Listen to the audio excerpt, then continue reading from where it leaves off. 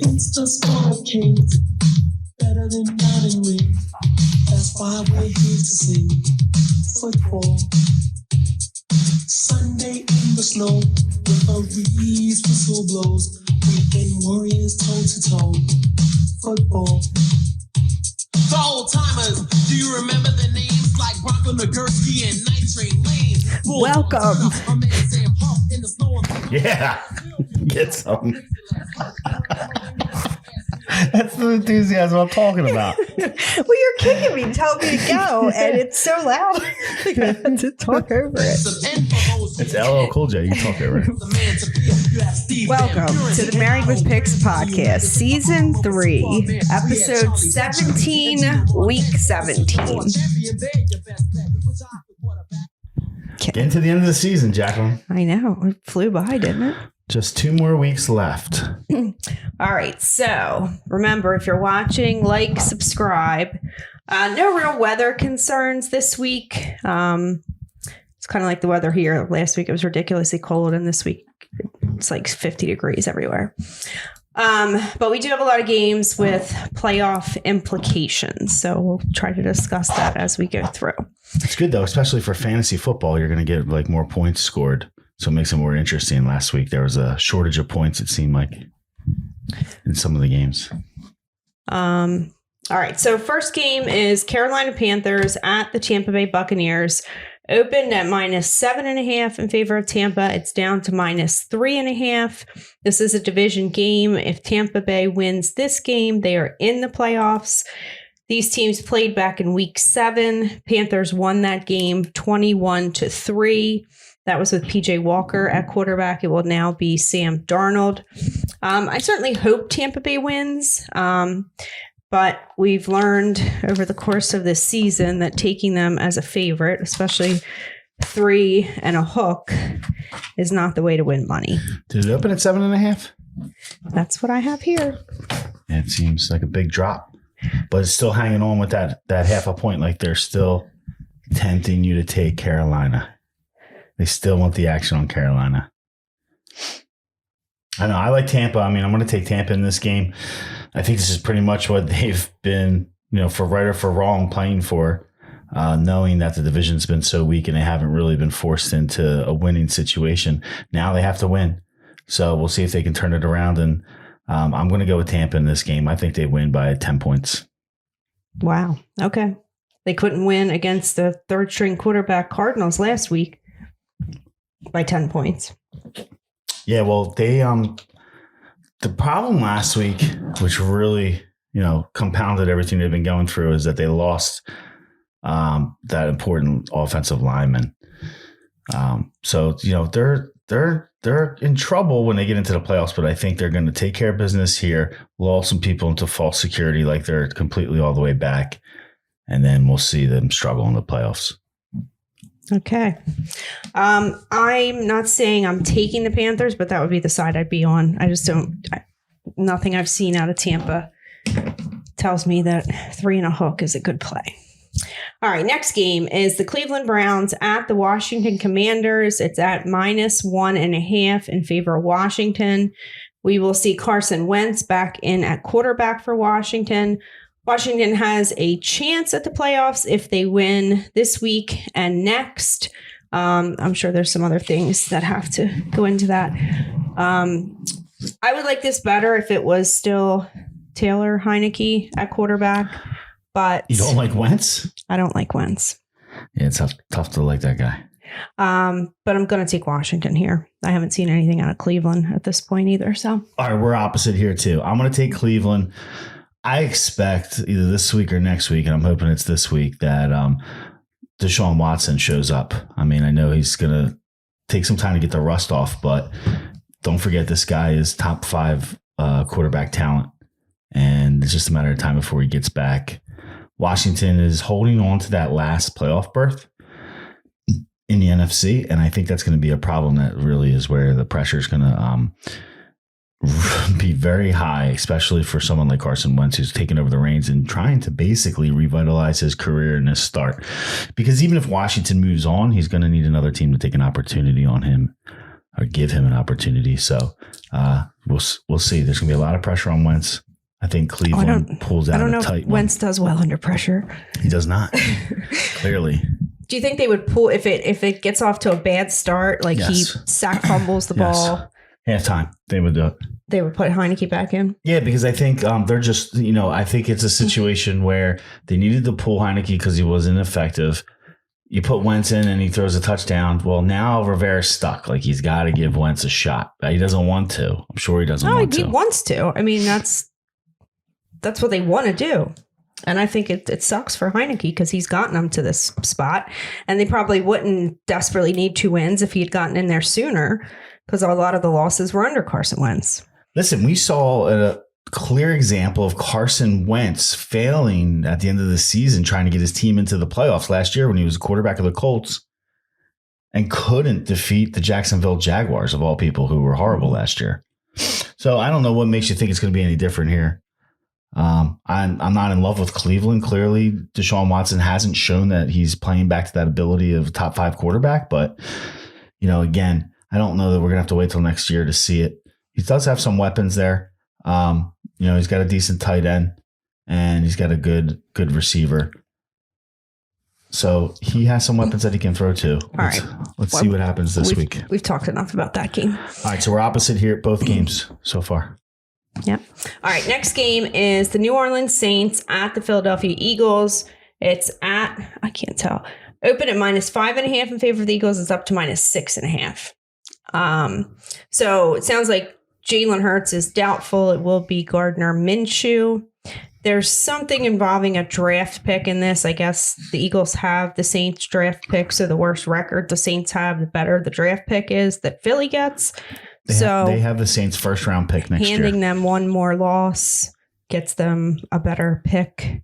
Philadelphia does need 1 win in either this week or week 18 to secure home field advantage in the playoffs.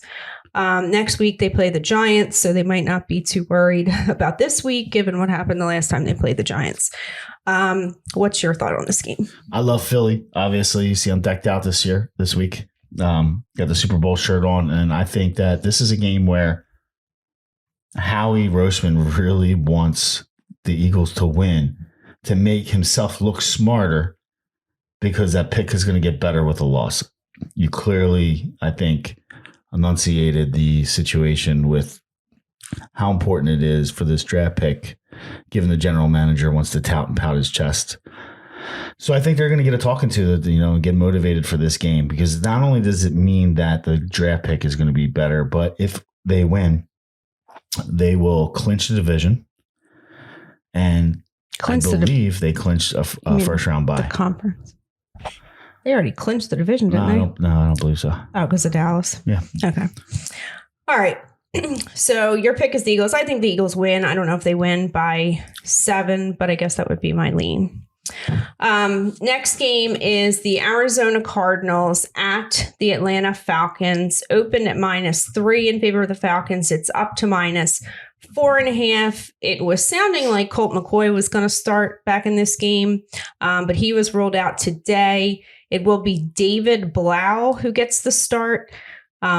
He was signed after Kyler Murray tore his ACL on December 12th. So he's only 2 weeks ago. Been with the team a couple weeks. I believe he was a Detroit Lion previously.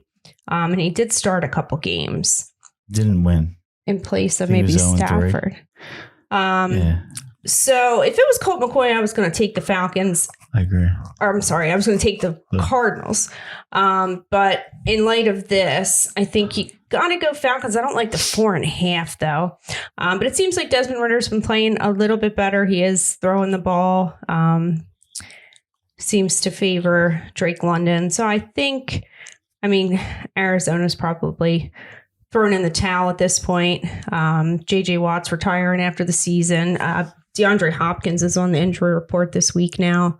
So it's not really a good scene there. Well, first of all, I think it's worth mentioning, unfortunately, Colt McCoy's not playing because of concussion protocol, concussion issues. Well, he cleared the protocol, but then he was having symptoms. So Yeah, so he's not It's a playing real because of clusterfuck his, with this whole concussion thing. But well, I mean, the point I was going to make is I was going to give kudos to the league for really coming a long way because, you know, just 5 years ago, let alone 20 years ago, you never really heard quarterbacks sitting out for concussions. They would give it a go, and they were forced to really give it a go. So good And for the then NFL to really Antonio bring us to Brown a point. happened. Yeah, well, I mean, there's obvious cases that I think they're doing a good job medically proving that, you know, concussions do cause serious brain damage, and we're seeing that with the effects of some of the outcomes of some players' lives, you know, for some unfortunate situations after they get done playing football. But anyway, I think it's kudos to the league that you're seeing this now, that it's a thing. And, you know, with Tua in Miami, that guy probably should not have come back as soon as he did either. But there's still room to get better. It's much better than it was 2 years, which was better than 2 years before that, which was better than 2 years before that. So kudos. But we'll go back to the pick in this game. You know, it means that Arizona is basically starting a guy that they signed 2 weeks ago, right? And Atlanta's in the same position where they just started a guy 2 weeks ago. It's their rookie quarterback. So this is a horrible game for me. I mean, I don't know how you can touch this one. I'm going to stay away. Okay. All right. Next game is the Jacksonville Jaguars at the Houston Texans. It opened at -5.5 in favor of the Jags. It's down to -3.5. So similar to last night with the Titans, the Jags, this game really doesn't mean anything to them because it's all going to come down to their matchup with the Titans next week. Doug Peterson said he would play it out. But I don't think I believe him because didn't he say that, like, I guess it was his last game as the coach in Philly. It was in Washington. And it was basically like, are they going to throw the game to get a better draft pick? And he said in the press that they were going to play it out, but it became very obvious during the course of that game that he wasn't playing it out. So I don't trust him. And these teams played back in week 5. The Texans won that game 13-6. Jags have been playing better since then, but Houston has absolutely dominated this matchup. They have won the last 9 games against the Jacksonville Jaguars. So I think you got to take the Texans here. Wow. I'm going to try to limit what I say here because I could probably go on for an hour. But I think it's very interesting to just hear you break down Doug Peterson the way you just did. Well, am I right about that? Well, no, but yes, it's very odd to me. I never heard it put like that before. So I see what's going on. I mean, basically, I think you're right in the fact of on face value, that's what you saw. And that's makes you fast forward 2 years later to make a pick on a game based off of that situation. Now, as an Eagles fan, I think I can intelligently speak to the situation. That was the problem and the main reason why Doug Peterson is no longer the Eagles head coach, because he was not making that decision. He wanted to go play everybody and go win that game, but he was directed off the record, putting a lot of things together. He was directed by the front office and Howie and Jeff Lurie, the owner, to lose that game, to throw that game. What? How do you know that? To get a better pick. Believe me, this is why. You're speculating. There's many things that go into why Doug Peterson's not the coach in Philly. One of them is that he's not allowed to pick his own coaches. I don't disagree. The general manager has a lot of power, and this is why Nick Sirianni's here, because he went from a wide receivers coach to an offense coordinator like 1 year and now a head coach, right? Because of the ties with Frank Reich. But a main reason why he's the head coach is because he's a puppet and came in as so because he was just honored and blessed with the opportunity to be the head coach, which nobody else was going to give him an opportunity this early to do. So he has no other, he has no other card to play than to listen to the general manager and do as he says, which is what the general manager wanted Doug Peterson to do. But Doug Peterson won a Super Bowl. You fast forward to the success that Doug Peterson realized in Philadelphia and that he's a Super Bowl winning coach. He no longer wants to be told who his offensive coordinator is going to be. He wants to have some say on the roster, some say on who's going to play each week. Not in Philadelphia. That's not the way it works, for right or for wrong. I think let me get to the point here. If I give you the background.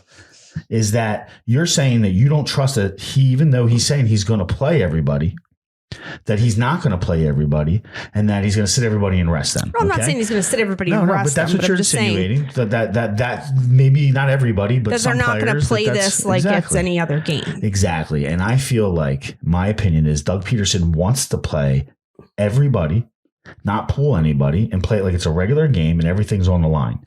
That's what he wanted to do in Philly against Washington, but was told to do otherwise. Well, okay, but regardless, what he said and what he did are two different things. Okay, which is why I'm like popped up, because this is going to be amazing to see how it plays out, to see if he does sit people, because I don't believe there's anybody in that front office, not the owner, that has any balls in Jacksonville to tell Doug Peterson what to do and how to do it. It's all about where you're coming from, right? Jacksonville sucked for 3 years at least. They've been at the bottom of the barrel. They had a horrible coach. They had a number one pick as a quarterback who couldn't produce anything. Fast forward, you hire Doug Peterson. He's turning the franchise around. We're talking playoff possibilities in week 17 for Jacksonville. That has their number anyway. So yeah, they're going to want to kick their ass. So they have every reason to keep everybody into play. So it's going to be interesting to see how it plays out, to see if you're right. And Doug Peterson really is blowing smoke, which he could be. But I believe that Doug Peterson is going to come out and try to put the ball up the ass of the Houston Texans. And I'm taking Jacksonville, and I don't care how big this line is. It's down to 3.5 from an open of 5.5. Jacksonville all the way.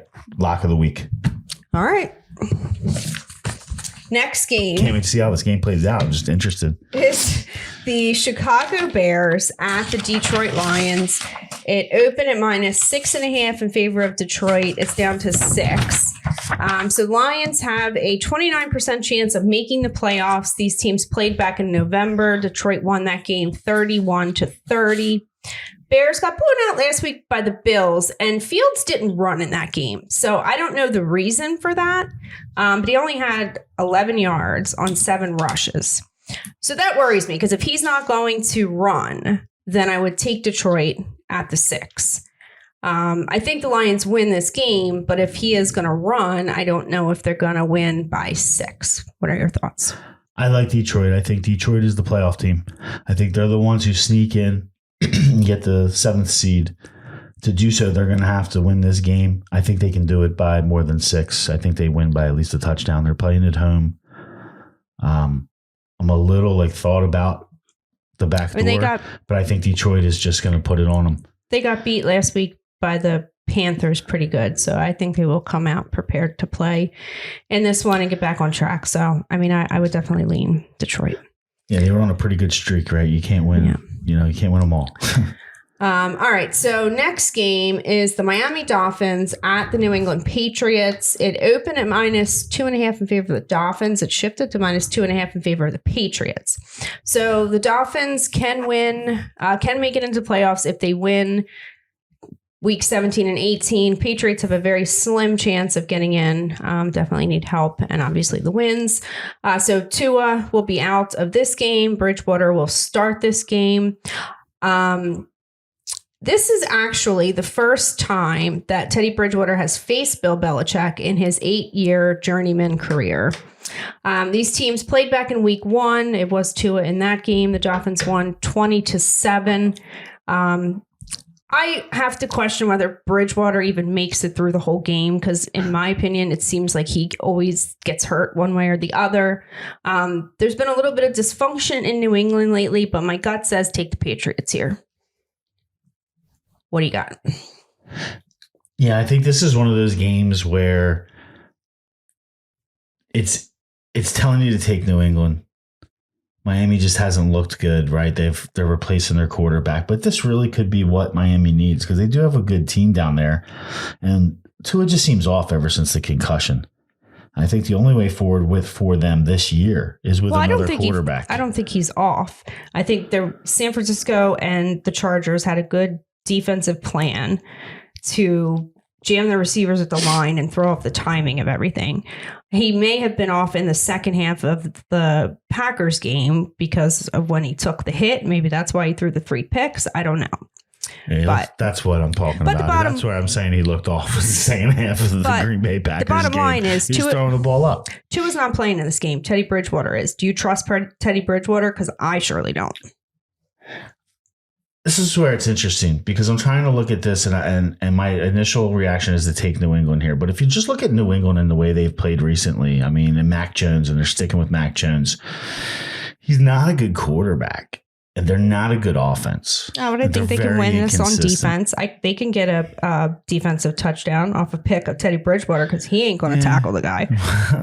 Yeah, but I just think that he's got a good team, and they just need a spark at quarterback to get him going. I mean, you're throwing to Waddle and Hill, and Gesicki's no slouch. I mean, you have weapons. You've got a great running game.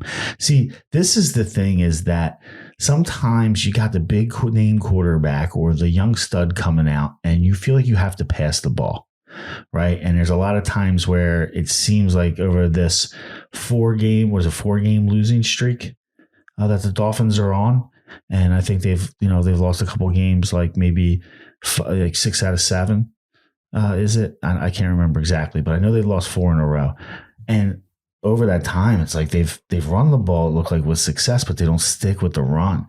They get down early and they just try to throw it too much. It's very reminiscent of like Andy Reid in his past happy days.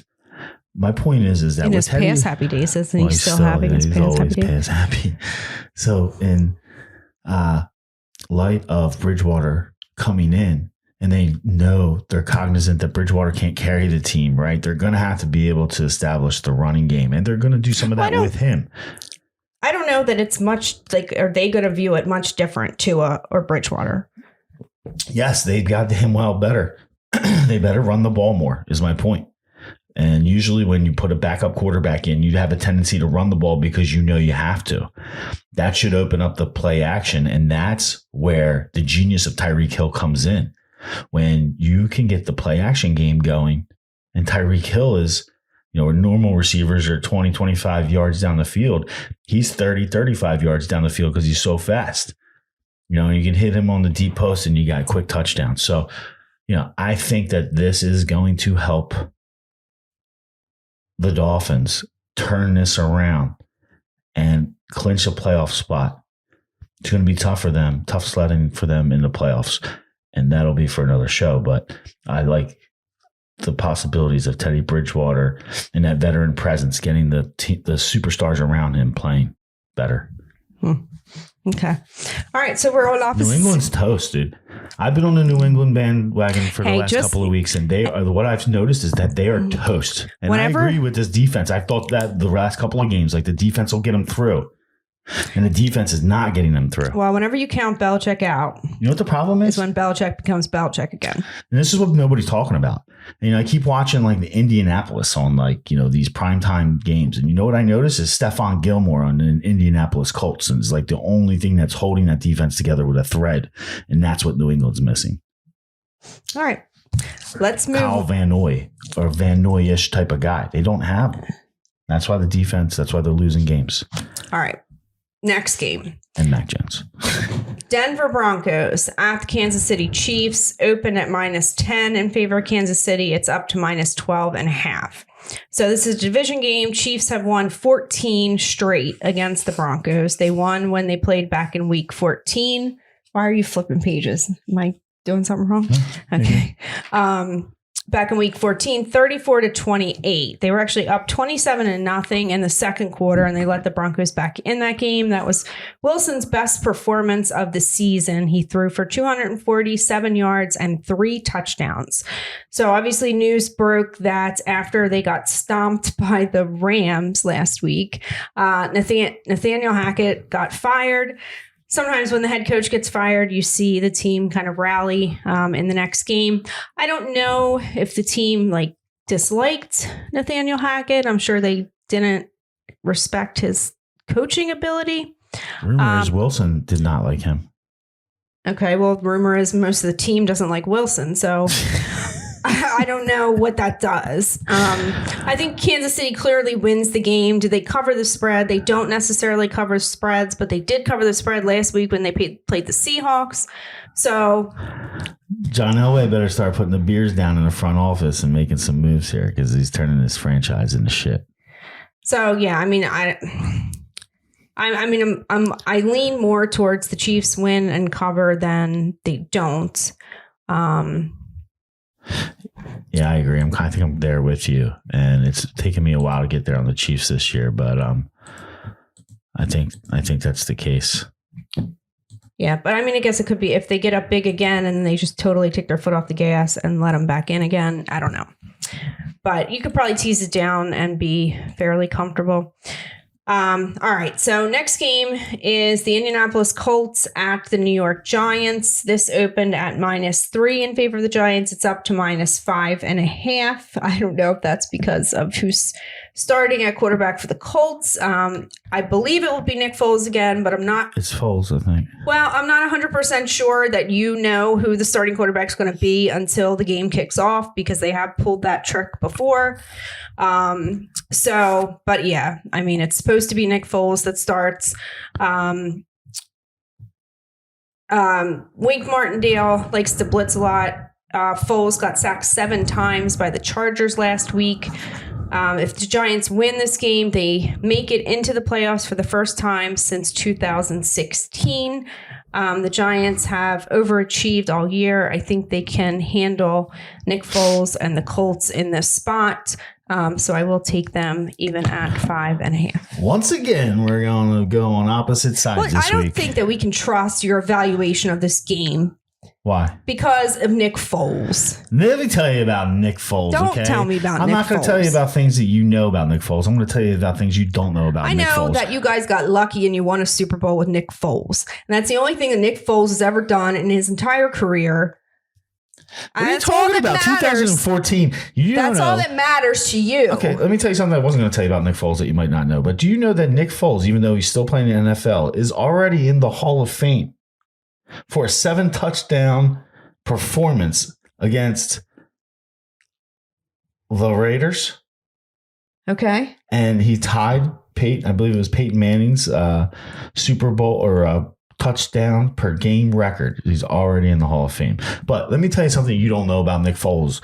Nick Foles. I have to tell you some other things you don't know about Nick Foles. I don't want to know anything else. Do you know that Nick Foles is 3-0 career-wise?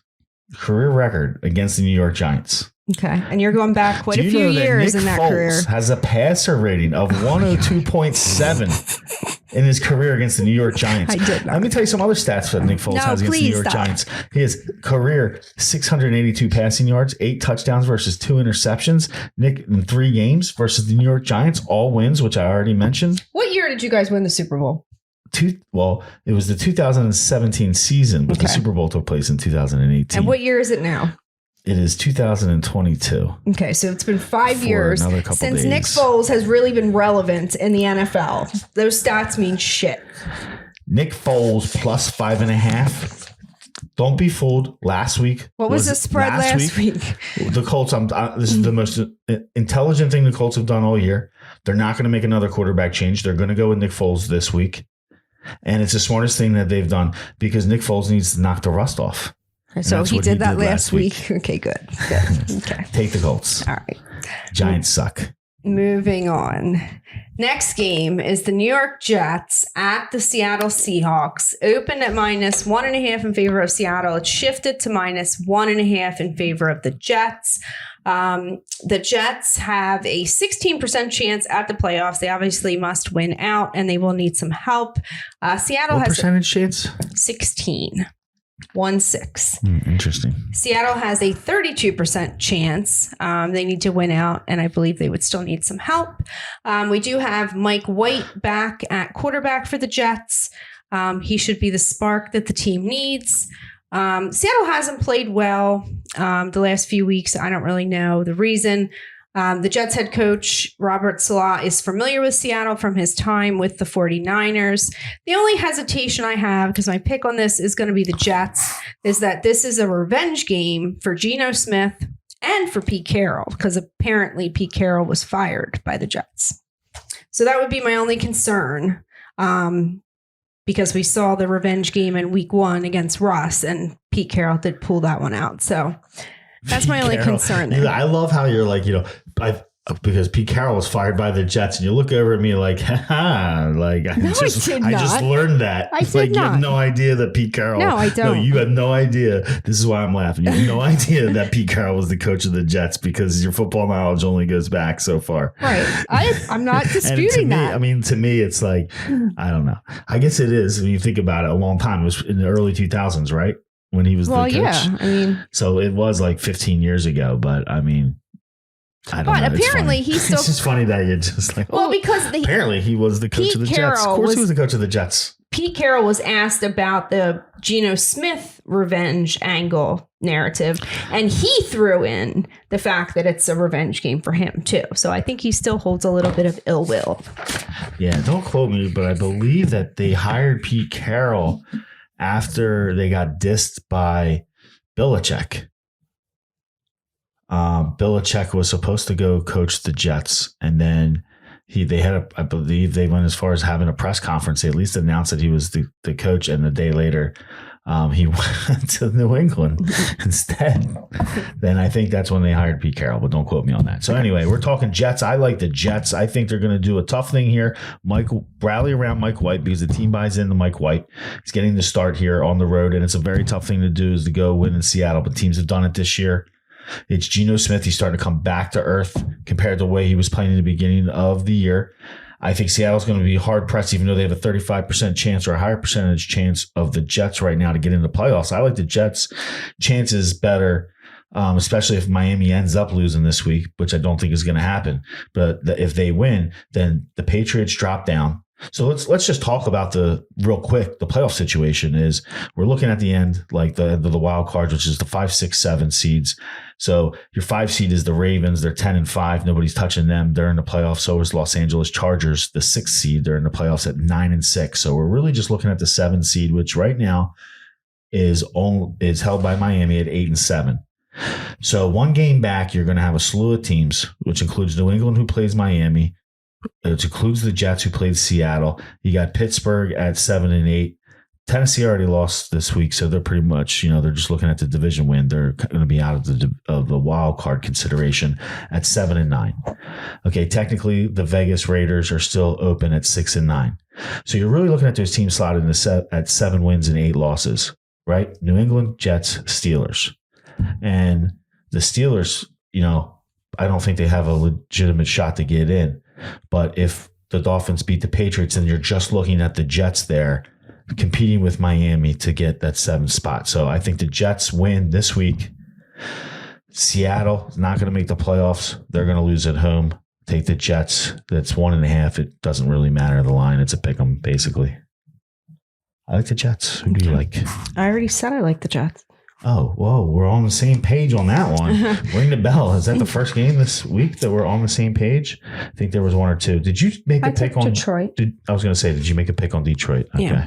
I had a question mark. All right. So next game is the San Francisco 49ers at the Las Vegas Raiders. Opened at -5.5 in favor of San Fran. It's up to -9.5. 4:00 game? Yeah. So news came out this week that Derek Carr is out. The Raiders will be starting Jarrett Stidham at quarterback. He did come from New England. I don't know. I don't know if he started any games or not, but no, I think this is his first start. So I think it's going to be a rough road for him. Wasn't Stidham supposed to start and then they got Cam Newton? Maybe. I don't know. How it went down? I know the name. I don't believe Stidham got any starts yet. But this is going to be a start up against the 49ers defense, which is kind of intimidating. 49ers, they can't get the top seed. They're currently the 3 seed. They could take the 2nd seed from the Vikings, depending on how these last 2 weeks play out. I guess I would worry a little bit given their quarterback situation that they might feel a need to be careful and not waste players' injuries on a game that doesn't mean much. Nah, they want to play for that 2 seed. They should want to play for that 2 seed because Minnesota's going to lose a couple games here, maybe. At least one. Well, potentially, but they play at 1. This is a 4:00 game, so they're going to know the result of this week at least before Who plays at 1? The Vikings. Oh. They play at 4. Okay. All right. I thought they played at 1. 4:25. Okay. From So you're Lambeau. all right. So you're right. So they won't know. It doesn't matter. Like, they're going to fight for that 2 seed because if they play the Vikings in the playoffs, they're going to want to play at home. And I think there's a good shot, we'll get to it in a second, that the Vikings are going to lose to the Packers since they're going to the Pack. Spoiler alert. But, I think that, with Jarrett Stidham, it just compounds the fact. Like, this is what's his name? McDowell? Now you got Josh McDaniel. So Josh McDaniel's boy coming in here. Oh, this is going to make it all work. So Josh McDaniel's a horrible coach. Hasn't been able to head coach now in 2 places. And he's going to bring his guy in that he brought over from New England to start. This is only disaster written all over it with San Fran needing to win and Vegas packing it in. Well, so, okay. Can we talk about Adams real quick before I forget? Like, what's Adams' attitude coming into this game? Are you going to get a good Adams? First of all, he's got Jarrett Stidham. Well, what did Adams do last week? No. Well, he's got Jarrett Stidham throwing the ball. And the whole reason why he came to Vegas is so that he could be in a combination of himself at receiver, getting balls from the quarterback that he went to college with. Well, let me ask you this. He just got benched. The quarterback that he came to Vegas for just got benched. Well, this is an aside, but so Derek Carr is most likely out of Vegas, right? He's not going to play there next year. Yes. So who is going to play in Vegas? Who the hell knows? Because you got Josh McDaniel as the offensive coordinator. Do you think Brady's going to hang out in Tampa Bay again? I don't. So you were asking what happens to Devontae Adams. Would he mind if it was Brady throwing him the ball? No? I don't know. He just blew my mind. I wasn't even considering the fact that Brady would come back for another year. Oh, he's definitely coming back for another year. You think? I definitely think so. Is he on like the end of a contract? Is he only signing 1-year deals? What's the deal? He's a free agent? I think so. I'm not sure, but that don't make a lot of sense. Are they boys? Who? I always thought they kind of didn't get along. Well, just because you see them like fighting on the sideline doesn't mean they don't get along. They don't agree on like what's going on in game. That way, like we work well when we're going at each other. I mean, how long was McDaniels the offensive coordinator while Brady was the quarterback? A long time. Yeah. I mean, that's his guy. Yeah. So anyway, all right. Blew my mind. I wasn't thinking about that. But what's your pick on the game? I'll take San Fran. I like Purdy. All right. Next game is the Minnesota Vikings at the Green Bay Packers. Open at -2.5 in favor of Green Bay. It's up to -3. This is a division game. The Vikings won this matchup back in week 1, 23-7. Packers have had a couple wins in the last few weeks, but I'm still not convinced that they're back. They beat the Bears twice, the Rams. Not convinced they're back. It's Aaron freaking Rodgers. I know. And they beat the Dolphins, but Tua was questionably concussed for half of that game. His best receiver, who he seems to have the connection with this year, is Christian Watson. He is questionable for this game. Vikings cannot get the number 1 seed unless the Eagles lose both remaining games. And maybe that's what I was thinking of when I said it before, because the Eagles play at 1, the Vikings play at 4. Green Bay has only won 3 games this year by more than 3 points. That was 2 games against the Bears and the game against the Rams. Other than the fact that I question the Vikings' motivation in this one, I would take the points and take the Vikings. Detroit. Wow. This is crazy. So I'm just trying to look at some of the playoff matchups and what it's going to take for some of these guys to get into the playoffs. So I'm just trying to see really what it comes down to now is the 6 and the 7 seeds are open. The Giants would have to lose both of their games at 8-6-1. They're the 6. The 7 is Washington at 7-7-1. So you're looking behind them trying to get into the playoffs is Seattle at 7-8, Detroit at 7-8, Green Bay at 7-8. Okay. Detroit plays Green Bay next week. So only one of those teams is going to get into the playoffs. If Seattle loses to the Jets, they're out. So the Giants could, conceivably not win another game this year and make the playoffs because Green Bay and Detroit, only one of those teams is going to, win the last week of the season. So it's going to be interesting to see what happens here. But I like the Packers in this game. I'll give you a couple stats. Green Bay's 9-4 against the spread in their last 13 at home versus Minnesota. All right, they're 4-2 against the spread in their last 6. Minnesota is the opposite. They're 2-4 in their last 6 against the spread. The big one for me is Minnesota's 1-7-1 in their last 9 versus the NFC. So when they've stayed in their conference over the last 9, they've only covered the spread one time. They're on the road against Green Bay. I think Green Bay's got all the momentum. Division matchup, line is 3. I'd even, maybe look to bump it down to 2.5 by the half a point, because I don't see this being any worse than a Green Bay 3-point win, but probably by more points. I'll take Green Bay. Okay, opposite sides of that one. Next game. You want to bet on that one? No, I don't, because like I said, the only concern we haven't bet on would any of be the games, and we've been opposite like this whole sheet almost. Well, my concern is Minnesota going to play it out? So if some news could break Sunday morning that they're not going to, and then that changes everything. What do you mean by play it out? Because they're not really playing for anything. What do you mean they're playing for seed? They want to play that I know, but the seed, do they really play for seed? Yes. When you're talking about teams in the 2 and the 3 position, you play for getting into the playoffs. You play for home field advantage. You play for the first round bye, but home field advantage. Listen, Minnesota's sitting at the 2 and San Fran's sitting at the 3. We just talked about it with San Francisco. The 2 of them are jockeying to play that game at home when they have to play each other. It's round 2 of the playoffs. I know, but San Fran, somebody's going to host that game. San Fran is playing the Jarrett Stidham Las Vegas Raiders, and next week they're playing the Arizona Cardinals. So, if I'm the Vikings, I'm thinking there's no way San Fran is going to lose these 2 games. So if it comes down to losing my quarterback or Justin Jefferson getting hurt or Dalvin Cook getting hurt, maybe I'm less concerned, because in the long term, I want to win the Super Bowl. And I got a better chance at winning the Super Bowl if I go in as a 3 seed with my team healthy than if I go in as a 2 seed and I'm missing half my guys. Okay, Howietta, Roseman. Rest all your players to make sure that you're healthy getting into the playoffs. But I'll tell you this, what they need to be thinking about and what they are thinking about, maybe 2 different things if they have your attitude.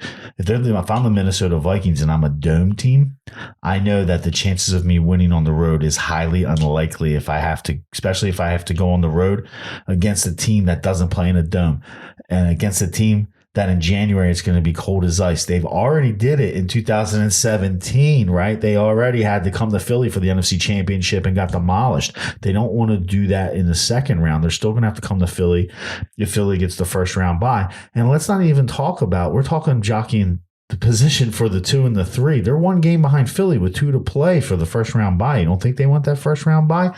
Home field advantage. Everybody's got to come to that dome. They're not resting shit. And they're still going to lose. All right, let's move on. Let's bet that game. Come on, we're going to bet that game. Do you think we can do it quick tonight, 45 minutes in? Let's bet that game. You take Minnesota. I'll give you 3. Come on. No, because it's Kirk Cousins, and I'm not betting on Kirk Cousins, because then if I do that, he'll lose. I talked you out of it. You did. All right, let's move on. All right, we got 3 more games, and we're already 45 minutes in. Los Angeles Rams. Oh my God. Los Angeles Rams at Los Angeles Chargers. Give you a hint. They're both from the same city. Now. Open at -6 in favor of the Chargers. It's up to -6.5. So the Rams have showed some fight in the last few weeks. Chargers clinched their playoff spot last week, so I don't know, because I don't know what. Just take a big drink of vodka. I don't know what their motivation's going to be, because I don't know that they can really improve much. Are you matching my intensity? So I think they're going to be a wild card team, regardless, right? The Chargers. Yes, yeah, they've already clinched. Right. So Staley, their coach, said that the best prep for the playoffs is to keep competing.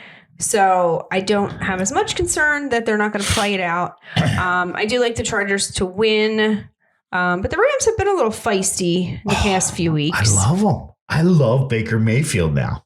Oh, I wouldn't go that far. I love Baker Mayfield on the Rams. I say screw Stafford. which is not going to happen, but the possibility of him not coming back is real with his concussions. But I say screw Stafford and move on with Mayfield. If Sean McVay is the offensive genius that everybody gives him credit for, he won't run for the hills and retire and quit like some rumors are that he's not going to coach after next year.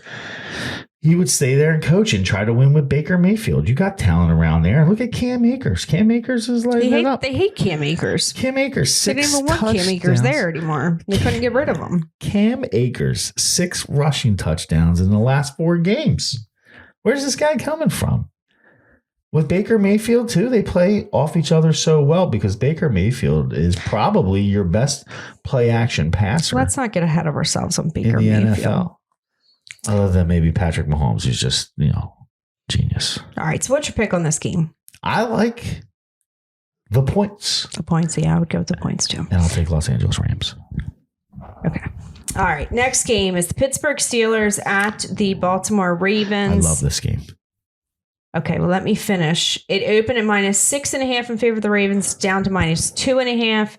This is a division game. Lamar Jackson will be out. Ravens are fighting for the division because I think the Bengals are a game ahead, right? Yes, they are.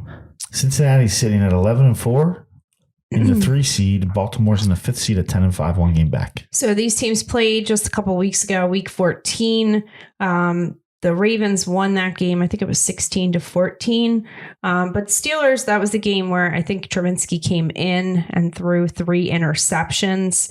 I did hear a stat on the radio today that the dog in this series has won 70% of the time. Oh, wow. So I am going to take the Steelers here. We are on opposite sides here. I love Tyler Huntley. I think he's great for this team, and he's been doing a great job the past few weeks.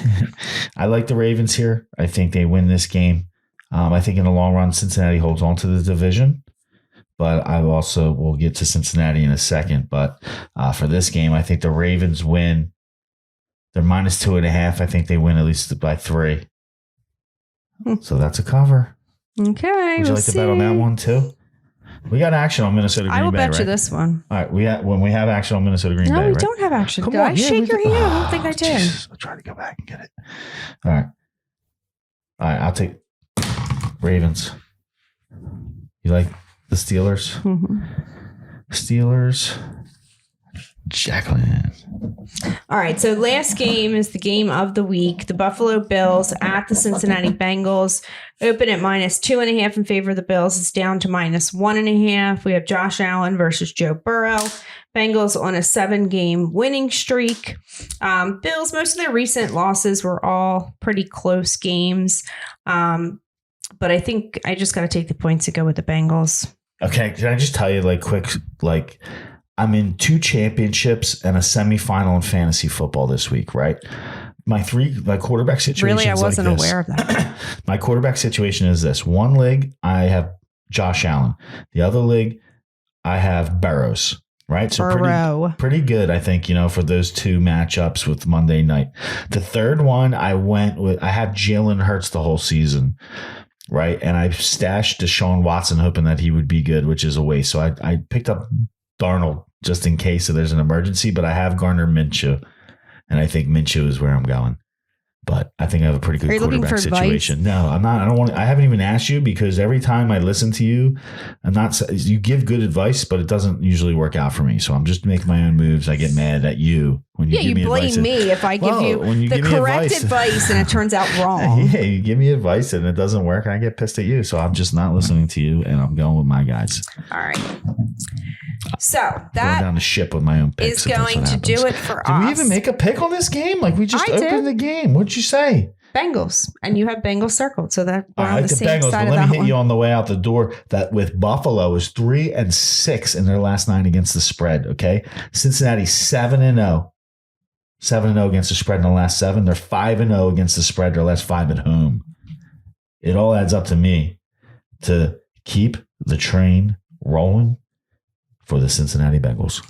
All right, so that'll do it for us for week 17. If you're still watching, subscribe. Peace out. See ya. Cats. Football.